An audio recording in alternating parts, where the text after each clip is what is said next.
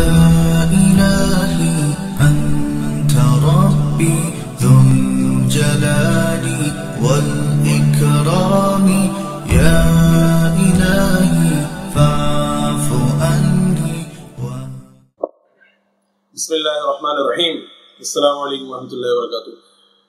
محترم ناظرین و سامعین، میں آج جس حوالے سے گفتگو کرنا چاہ رہا ہوں، میں نے کچھ اپنے دوستوں کی کلپ سنی اور ہمارے ایک بڑے اچھے دوست ہیں، میں نام لینا نہیں چاہ رہا. انہوں نے جو ہے وہ اپنی کلپ کے اندر، ویڈیو کے اندر ایک بات کہی کہ جب ملالہ پاکستان آئی تھی تو بہت سارے لوگوں نے بڑا شور مچایا، بہت زیادہ شور مچا رہے تھے کہ اس کے آنے کے کیا مقاصد ہیں، یہ ساری چیزیں. تو انہوں نے اپنی جو ویڈیو بنائی، اس ویڈیو کے اندر انہوں نے یہ بات کہی کہ ملالہ کی جان چھوڑ دو، ملالہ کا پیچھا چھوڑ دو، ملالہ کی جان چھوڑ دو. ہم دیکھیں کہ ہم کیا کر رہے ہیں، ہم کہاں جا رہے ہیں. ہم کوئی بھی ایک بندے کو لے کے اس کے پیچھے لگ جاتے ہیں اور پھر اسی کو ہم اپنا جو ہے سب کچھ بنا کے، مطلب ایک اسی کے حوالے سے تبصرے ہو رہے ہیں، اسی کے حوالے سے بات چیت ہو رہی ہے اور قوم کو کام نہیں. تو بات یہ ہے کہ ملالہ جو ہے ہم اس کی جان کیسے چھوڑیں، جو ہمارے ملک اور ہماری قوم کے لیے ایک بہت بڑا خطرہ ہے. تو آپ یہ کہہ رہے ہیں کہ اس کی جان چھوڑ دی جائے. دیکھیں، اختلاف کا اگر آپ نے یہ بات کی ہے تو مجھے اس بات کا پورا حق ہے کہ میں آپ سے اختلاف کروں کہ اس کی جان چھوڑنا اور اس کی جان، مطلب پہلے ہم نے تو اس کی جان ہی نہیں پکڑی، اور نہ اگر ہم اس کے پیچھے بھی پڑ گئے تو پتہ نہیں اس کو فرق پڑے گا نہیں پڑے گا. لیکن ضرورت اس بات کی ہے کہ قوم کو جو ہے اس کے حوالے سے پتہ لگے کہ وہ کن منصوبوں کے تحت آئی اور جو ہے اس کے کیا مقاصد ہیں، ملالہ ہے کیا. تو ایک مختصر سی بات، اس کی ایک باقاعدہ پوری ایک ہسٹری ہے اور جو ہے باقاعدہ اس کی پوری رپورٹ ہے کہ اس کے حوالے سے ملالہ کیا تھی اور کیسے مطلب سارے معاملات ہوئے. یہاں پر مختصراً بات عرض کرنے کی یہ ہے کہ بھائی، جب ملک پاکستان، ہمارا وطن ہماری جان، ہم نے بڑی قربانیوں کے ساتھ اس ملک کو حاصل کیا. اس کے بعد ہمارا ملک بڑی بیرونی سازشوں کا شکار ہوا اور آج تک شکار ہوا چلا آ رہا ہے. ابھی اتنے مسائل کم ہیں کہ جو ہے ہم دوسرے مسائل بھی ہم اپنے سر پہ لے لیں. اور جس چیز کا ہمیں پتہ چل گیا پہلے، ایک سازش تو ایسی ہوتی ہے کہ جو اندر سازش ہو رہی ہے اور وہ مطلب ایک دم سے وہ سازش بالکل سامنے آئی اور اس نے سارے معاملات، ساری چیزوں کو تہس نہس کر دیا. اور ایک چیز ایسی ہے کہ جس کا ہمیں وقت سے پہلے پتہ لگ گیا. تو ضرورت اس بات کی ہے کہ قوم کو ہم اس سے آگاہ کریں کہ دیکھیں بات اصل میں ہے کیا. ملالہ کا پاکستان آنا اور اس کا جو ہے امریکنز جو ان کے آئے تھے CIA کی زیر نگرانی، وہ آئیں.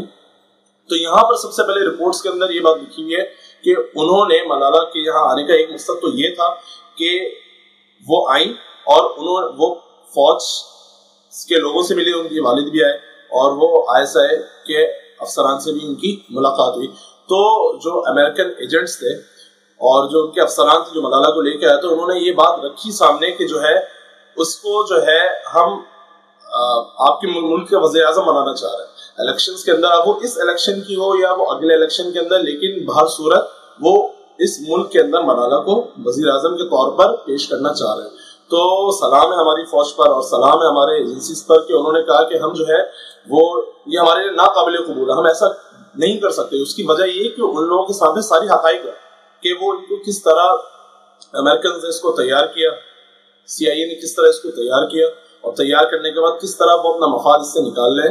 تو ساری چیزیں اپنے جو ہے وہ ہماری فوج کے سامنے ہے، ہمارے اداروں کے سامنے ہے.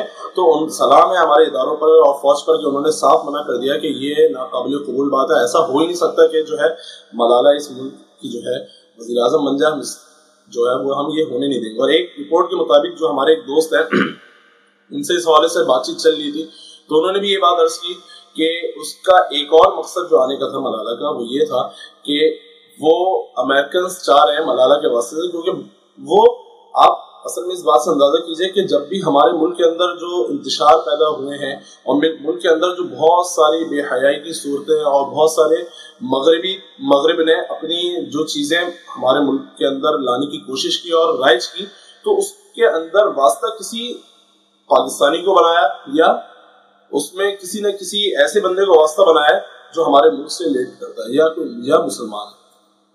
تو اس واسطے ان کو ایک مہرہ ملا, انہوں نے اس کو استعمال کیا اور انہوں نے ملالہ کو ان کو ایک چیز مل گئی. اب وہ اس کو ہمارے ملک کے لیے استعمال کر رہے ہیں. تو وہ ہمارے ساتھی بتا رہے تھے کہ اس کا آنے کا ایک اور مقصد یہ تھا کہ وہ 5000 اسکولز یہاں کھلوانا چاہ رہے ہیں.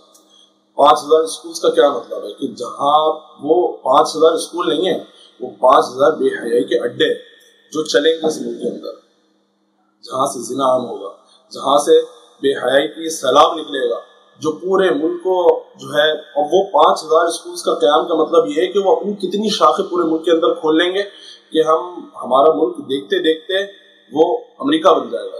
جس طرح وہاں پر بے حیائی کا سیلاب ہے, ہمارے ملک اسی بے حیائی کے سیلاب کے اندر وہ نکلتا رہے گا, وہ نکل جائے گا.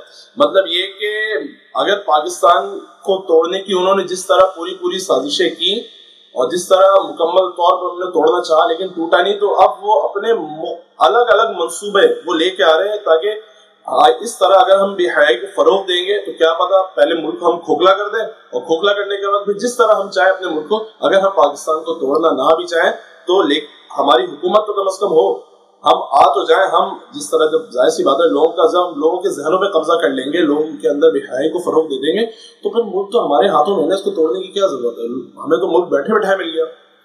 تو یہ ساری بات ہے اور اس کے حوالے سے پوری ہسٹری ہے. لیکن جو چند ایک چیزیں تھیں جو میں نے کہا کہ آپ کے سامنے عرض کر دوں. تو کہنے کا مقصد یہاں پر یہ ہے کہ قوم کو آگاہ ہونا ضروری ہے کہ ملالہ کیا ہے, ملالہ کیوں آئی تھی, ملالہ کے کیا مقاصد ہے, کہ امریکنز اس کے ذریعے کیا مقاصد جو ہے وہ حاصل کرنا چاہتے ہیں.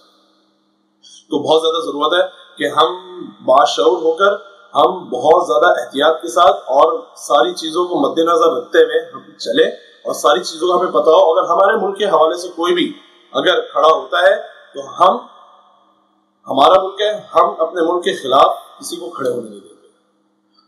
یہ ہمارا ملک ہے, بہت مشکلوں سے ہم نے حاصل کیا ہے, ویسے ہی ہم اتنی سازشوں کا شکار ہے اور اس کے علاوہ ہم اور کسی کو ہم برداشت نہیں کر سکتے. ولا تتركني يا إلهي